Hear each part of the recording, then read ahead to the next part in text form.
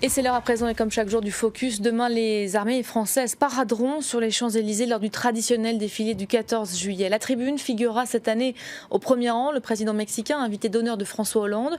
Une visite pendant laquelle les ONG l'espèrent. Paris sensibilisera son invité sur le respect des droits de l'homme. Mexico est effectivement régulièrement pointé du doigt pour les dérapages de sa police, des forces de l'ordre qui auraient régulièrement recours à la torture. Nos correspondants au Mexique, Laurence Cuvillier et Mathieu Comin, ont justement enquêté sur ces pratiques. Voici tout de suite leur reportage. Vous vous souvenez peut-être de ces images. Le 9 décembre 2005, l'arrestation de Florence Cassé et de son ex-petite amie Israel Vallarta est mise en scène par la police. Israel vient d'être torturé plusieurs heures pour faire de faux aveux devant les caméras. ¿Quiénes son las personas que tienes aquí secuestradas? No conozco. ¿Hay un menor de edad? Sí. ¿Dónde lo secuestraron? ¿Le duele algo? Sí, sí. ¿Te lastimaste ahorita en la... Usted me pegó. Perdón. ¿Quién le duele? Nada, señor. ¿Quién le pegó? Nadie, señor. Torturé en direct, personne ne s'en offense et les déclarations obtenues alors seront considérées comme valides. Des méthodes très courantes au Mexique. Cet avocat a 10 ans d'expérience. Je peux vous affirmer que de tous les clients que je défends, environ 60% ont été victimes de torture. Il se bat pour que les déclarations arrachées à ses clients sous la torture soient annulées. Mais c'est souvent un casse-tête juridique. La torture a une caractéristique bien spécifique.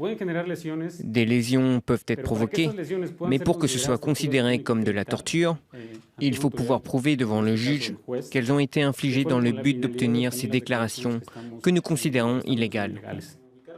La Commission des droits de l'homme du Mexique a reçu 7000 plaintes pour torture entre 2010 et 2013, sans compter tous les cas qui ne seront jamais dénoncés par peur des représailles. Le 9 mars dernier, le rapporteur de l'ONU sur la torture, Juan Méndez, affirmait que la pratique était généralisée au Mexique. Le gouvernement mexicain nie et déclare que l'investigation du rapporteur manque de sérieux. Et pourtant...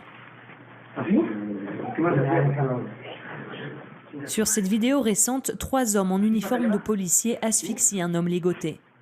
Plusieurs sources indiquent que la scène a été filmée à la police judiciaire de Tlaxcala, à l'est de Mexico. Nous rencontrons un ancien policier de la ville qui nous le confirme. Mais selon lui, ces policiers ne sont pas en train d'appliquer les méthodes en vigueur dans la région. Regardez, un des policiers tente de l'immobiliser, mais il n'y arrive pas. La victime se contorsionne, elle ne supporte plus l'asphyxie. C'est du travail mal fait. Nous, à Tlaxcala, on s'y prend autrement.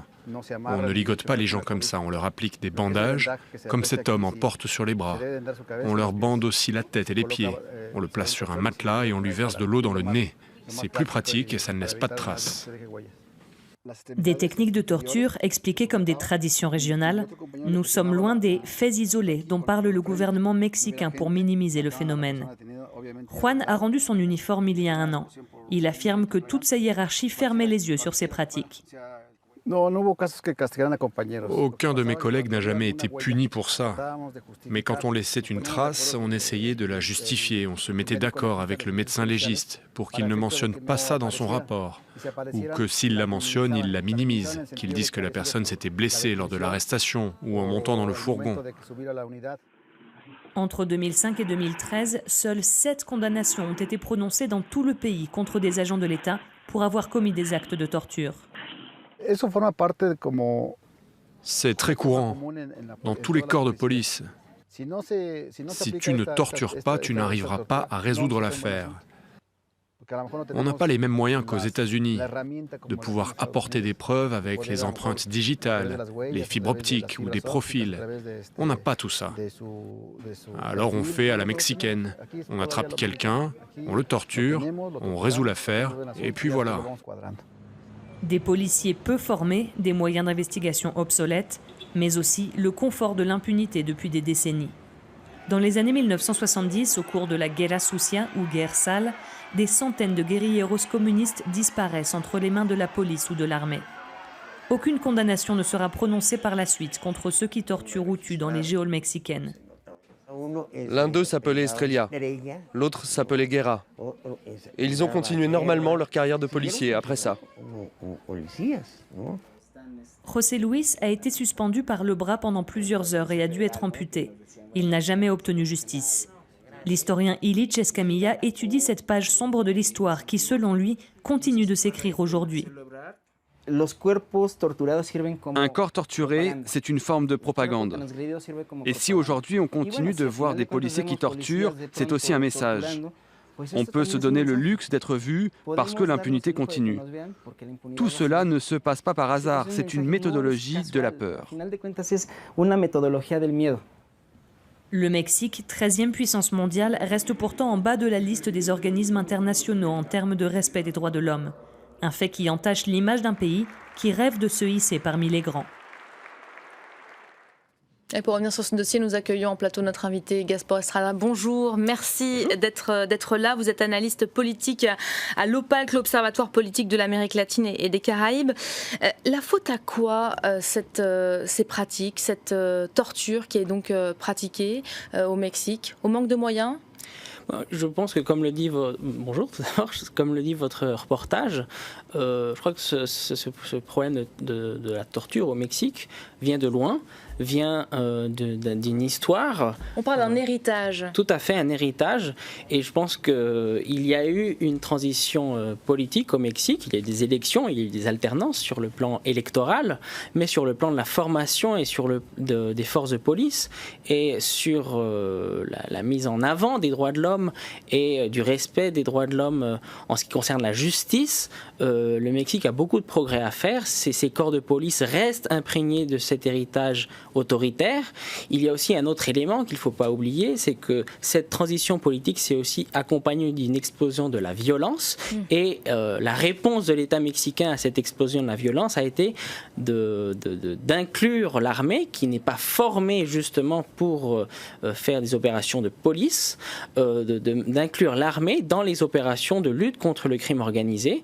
Et donc cette inclusion de l'armée dans des domaines qui ne sont pas les siens et dont les militaires n'ont pas été à l'origine formés pour cela, conduisent à ce que ces exactions se poursuivent et conduisent à ce que le Mexique soit très mal noté dans les classements internationaux en ce qui concerne les droits de l'homme. On sait qu'il y a quand même depuis quelques années des programmes de mise à niveau des forces de l'ordre qui ont été instaurés. Ça a donné quelque chose? On parle quand même d'un niveau de violence assez inégal en ce qui concerne la région latino-américaine. Plus de 100 000 personnes ont été tuées depuis 2006. Il y a plusieurs dizaines de milliers de personnes qui sont considérées disparues, qui n'ont pas été trouvées par les autorités. Certes, il y a eu des programmes de formation. La France, d'ailleurs, notamment depuis 2012, a mis en avant un programme de coopération avec la police mexicaine visant à créer une gendarmerie dans ce pays. Malgré tout, on voit bien, et le reportage montre bien, que ces pratiques se poursuivent malheureusement aujourd'hui au Mexique. Qu'est-ce qu'on sait de ces méthodes, de cette torture qui est pratiquée souvent dans l'ombre? Alors on a vu ces vidéos très dures, très choquantes. Qu'est-ce qu'on en sait? Elle est systématique, la torture? Selon les ONG qui publient des rapports assez régulièrement, je pense notamment à Amnesty International, à Human Rights Watch, ces pratiques sont assez généralisées, notamment au sein des polices locales. Il ne faut pas oublier que les corps de police au Mexique, la police au Mexique est extrêmement fragmentée. Chaque commune dispose de sa propre police municipale, puis il y a le niveau étatique et enfin le niveau fédéral, ce qui porte les corps de police à plus de 2600 corps de police. Donc cette fragmentation crée des problèmes de recrutement et de formation, et donc ces policiers mal payés, mal formés utilisent et abusent de ces pratiques de torture d'une manière assez généralisée. Alors si on parle de ce sujet aujourd'hui, ce n'est pas par hasard, c'est qu'il y a eu des rapports qui ont été publiés par les ONG. Vous me disiez tout à l'heure en off qu'ils ont été assez habiles en termes de communication, puisqu'ils ont publié ces chiffres juste avant la visite du président mexicain. Il n'a pas commenté justement ces accusations, ces résultats. Tout à fait. Le gouvernement mexicain a axé sa communication sur le caractère historique de cette visite d'État, et il est vrai.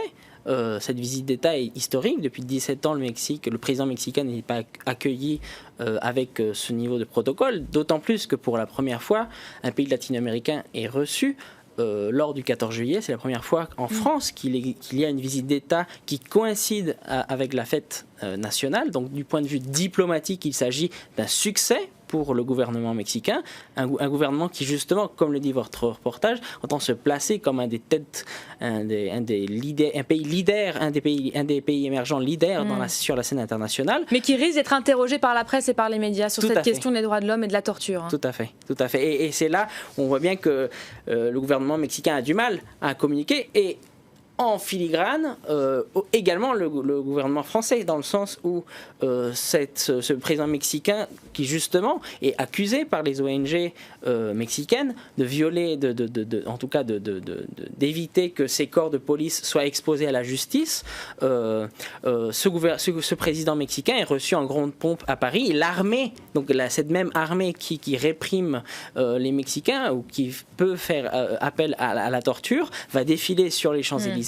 Et donc de ce point de vue-là, les ONG ont été assez habiles justement à mettre en avant cet agenda-là, contrairement au gouvernement mexicain qui est resté sur un agenda assez officiel et qui n'a pas prévu cette communication. On parlait de cette impunité entre 2005 et 2013. Seules 7 condamnations ont été prononcées dans tout le pays pour des agents de l'État pour des actes de torture. Merci beaucoup Gaspard Estrada d'avoir été notre invité.